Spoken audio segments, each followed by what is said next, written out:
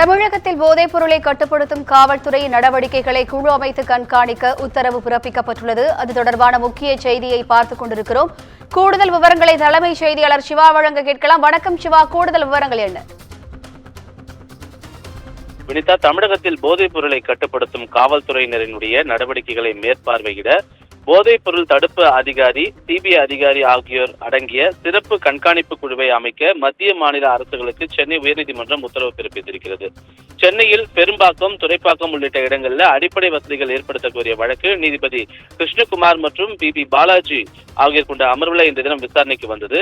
அப்போது தமிழக டிஜிபி சங்கர் ஜிவால் தரப்பில் தாக்கல் செய்த மனுவில் பள்ளி கல்லூரி மாணவர்களிடையே போதைப் பொருளுக்கு எதிராக விழிப்புணர்வை ஏற்படுத்த எடுத்து வரக்கூடிய நடவடிக்கைகளையும் போதையில்லா தமிழ்நாடு என்ற இணையதளம் சார்ந்த செயலி துவங்கப்படுவது குறித்தும் விளக்கப்பட்டிருந்தது.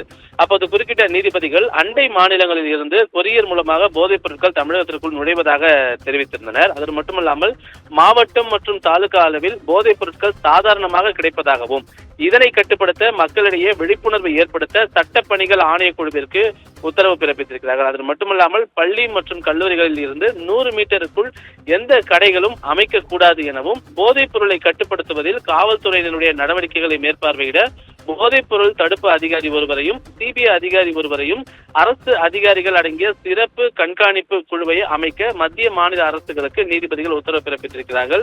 அது மட்டுமில்லாமல் சிறப்பு கண்காணிப்பு குழுவில் இடம்பெறவுள்ள அதிகாரிகளுடைய விவரங்களை சீலிடப்பட்ட கவரில் தாக்கல் செய்ய மத்திய மாநில அரசுகளுக்கு உத்தரவிட்ட நீதிபதிகள் இந்த வழக்கின் மீதான விசாரணையை 21ஆம் தேதிக்கு ஒத்திவைத்திருக்கிறார்கள். வினிதா,